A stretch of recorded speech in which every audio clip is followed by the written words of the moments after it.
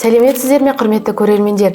Сіздермен бірге Жарасқан Әбдірашев атындағы номер 62-ші мектеп лицейінің телестудиясының сәрсенбідегі сәтті сұхбат подкасты.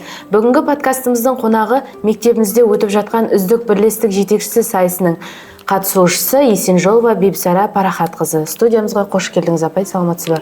Сәлеметсіздер ме? Рахмет. Сізге бірінші қояр сұрағым, өзіңіз туралы қысқаша көрермендерімізге айтып өтсеңіз. Нөмір 62-ші мектеп лицейінде 1995 жылдан бастап жұмыс жасап келемін қазіргі таңға дейін.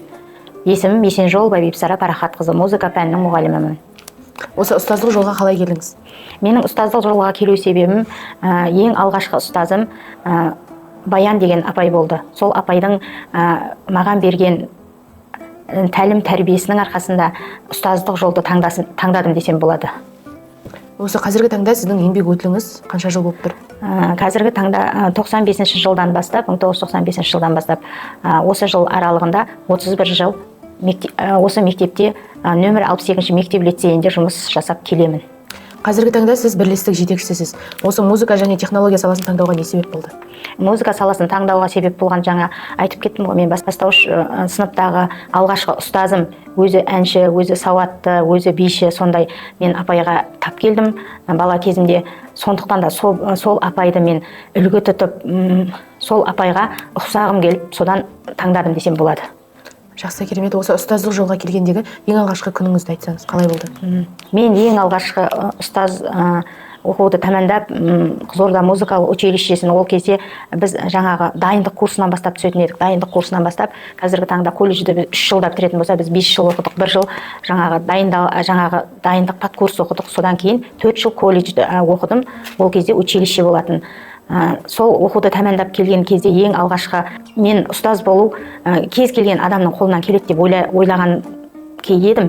Содан мен осы жұмысқа келген кезінде ең бірінші Аманжол Тәуекел ағай деген ағай болды осы мектепте. Сол ағайдың мен курсынан өттім десем де болады. Ол ағайдың ең алғаш келген кезінде мені қарсы алуы, сұраққа сұрақ жауап алуы, мені қабылдауы өте мені ойландырып, ойбай, ұстаз болу үшін көп еңбектену керек екен ғой, ұстаз болу үшін ең адамға жаңағы халыққа үлгі болу керек екенін мен сол кезден бастап білдім десем болады. Жақсы. Енді өзіңіздің бірлестігіңізге қатысты мен қызықты сұрақтар қойғым келіп тұр. Осы бірлестігіңіздегі ең көңілді адам кім? Мен айтатын болсам, бірлестіктегі менің бірлестік мүше қыздарым, жігіттерім өте көңілді, жақсы, жаңа айтқан тапсырманы уақытында орындайтын қыздар, мен оларды бөліп жармаймын. Соның ішінде ең көңілді жүретін мен Бағдат деп ойлаймын. Жұбанова Бағдат. Жақсы, ал соның ішіндегі кім әрқашан тың идеяны айтып жүреді? Маған үнемі тың сұрағың өте орынды, Гүлсезім. Маған үнемі тың идеяларды айтып, және менімен ойласып, маған көп бағыт беріп отырады. Апай, бұлай жасасақ болады, қазіргі таңда бұлай жасап жатыр деп Гүлсезімді атауға болады. Сосын кез келген уақытта Гүлмирадан да көп мен үйрендім десем болады. Бекмамбетова Гүлмира, Гүлсезімді атап айтуға болады. Жақсы, керемет. Осы ұжымдағы мотивация беретін адам деп кімді айта аласыз?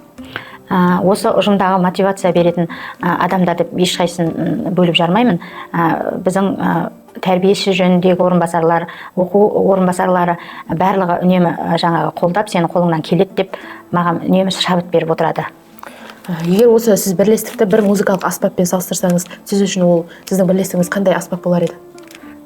Гүлсезім, мына сұрағың өте орынды. Мен аспаптарға салыстырсам, әріптестерімді және бірлестік мүшелерін, мен әр әріптесімді күй сандықтың әр басқышына теңер едім. Әртүрлі мінезді, әр жаңағы дауыс диапазондары әртүрлі, сондықтан да мен күй сандыққа теңер едім.